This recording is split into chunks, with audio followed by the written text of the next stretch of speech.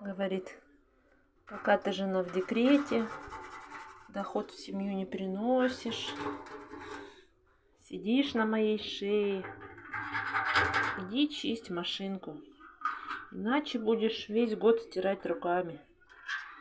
Вот так вот приходится все своими руками.